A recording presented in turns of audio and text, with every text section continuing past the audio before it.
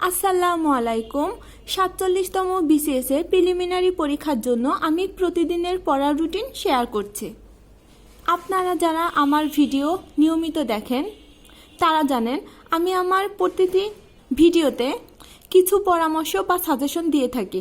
যেমন আমি যেই টপিকসগুলো পড়া দেই এই টপিকসগুলো পরীক্ষার জন্য কতটা গুরুত্বপূর্ণ, কোন টপিকসগুলো কম গুরুত্বপূর্ণ এবং কোন বিষয়গুলো আপনি স্কিপ করতে পারবেন। আজকে আমি কিছু পরামর্শ দিব। আগেই বলে রাখছি, আমি যে পরামর্শগুলো আমার ভিডিওতে শেয়ার করি এগুলো কিন্তু সরাসরি আমার কথা না।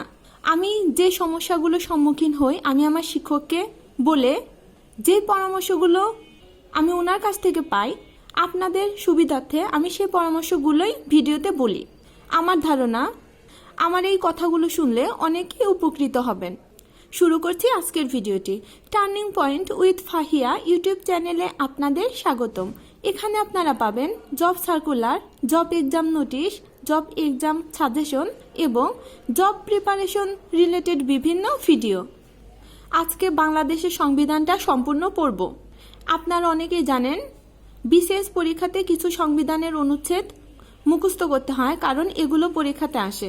যেহেতু সংবিধান সংশোধন করার সম্ভাবনা আছে, এর জন্য আগে যদি মুখস্থ করি তাহলে পরে আমাদের আবার নতুন করে অনেক কিছু মুখস্থ করতে হতে পারে।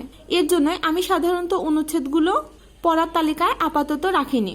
বিগত সালের প্রশ্ন, সংবিধানের মূলনীতি, সংবিধানের ভাগ এগুলোই পড়বেন। আর আপনি যদি সংবিধান মুখস্থ করে রাখতে চান তাহলে রাখতে পারেন। সেক্ষেত্রে বুঝতেই পাচ্ছেন যেহেতু সরকার পরিবর্তন হয়েছে এখন আমাদের জন্য অনেক কিছুই গুরুত্বপূর্ণ না। বিগত সরকার ছিল ওই সময় বঙ্গবন্ধু সম্পর্কিত যে কোনো তথ্যই খুবই গুরুত্বপূর্ণ ছিল। যেহেতু এখন নতুন সরকার এসেছে এর জন্য বঙ্গবন্ধু সম্পর্কিত যে কোনো তথ্যই আপনি আপনার বইয়ে থাকলে পেন্সিল দিয়ে ক্রস বা লাইনটা কেটে দিতে পারেন, কারণ এই টপিকস থেকে এখন আর প্রশ্ন হবে না। অনেকে আছেন রাজনীতির সাথে যুক্ত, আমার কথাটা শুনলে হয়তো বা আপনাদের খারাপ লাগতে পারে, কিন্তু আমি নিরপেক্ষভাবে কথাটা বলছি। কারণ আমি পরীক্ষাতে যদি ওই টপিক থেকে প্রশ্ন কমন না পাই তাহলে আমি এখন কেন পড়ব? আপনি জানার জন্য পড়তে পারেন, সেটা আপনার বিষয়। আমি আমার শিক্ষককে জিজ্ঞেস করেছিলাম সংবিধান কতটুকু অংশ বাদ দিব, তখন আমার শিক্ষক আমাকে এই পরামর্শটুকু দিয়েছে। আর বিগত সালের প্রশ্নে শেখ মুজিবুর রহমান সম্পর্কিত যে প্রশ্নগুলো এসেছে ওগুলো আপনারা স্কিপ করতে পারেন। আমার শিক্ষক বলেছে এই টপিকসটা থেকে এখন আর প্রশ্ন হবে না। ইংরেজির জন্য আজকে খুবই গুরুত্বপূর্ণ কিছু টপিকস পড়ব। পার্ট অফ স্পিচ এই অংশ থেকে কিন্তু প্রতি বছরই 6 থেকে 7টি প্রশ্ন আসে, আর নাউন থেকে 1টি অথবা 2টি প্রশ্ন এবছর আসার সম্ভাবনা আছে। এর জন্য নাউন অংশটা খুব ভালো করে পড়বেন। আজকের পড়ার তালিকায় নাউন, নাম্বার এবং জেন্ডার এই 3টি অংশ রেখেছে। আর এই 3টি অংশের জন্য আপনারা পিসি দাস বইটা ফলো করবেন।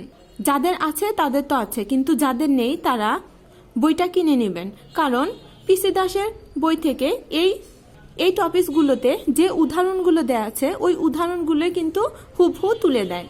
আমার কথা যদি আপনাদের বিশ্বাস না হয় তাহলে আপনারা পিসি দাস বইটি খুলবেন এবং নাউন অংশ থেকে বিগত সালের যে প্রশ্নগুলো এসেছে নাউন, নাম্বার এবং জেন্ডার, দেখবেন অনেকগুলো উদাহরণই কিন্তু পিসি দাস বই থেকে হুবহু তুলে দেওয়া। এর জন্য পিসি দাস বইটা খুবই গুরুত্বপূর্ণ। আমি ইংরেজির জন্য সাধারণত মাস্টার বইটা সাজেস্ট করেছিলাম। মাস্টার বইয়ের পাশাপাশিও পিসি দাস বইটা লাগবে। আর যাদের আর্থিক সমস্যা আছে, পিসি দাস বইটা আপনারা কিনতে পারছেন না, তাদেরকে আমি পরামর্শ দিব আপনারা একটু খোঁজ নিয়ে দেখুন আপনাদের আশেপাশে পরিচিত কাদের এই বইটা আছে।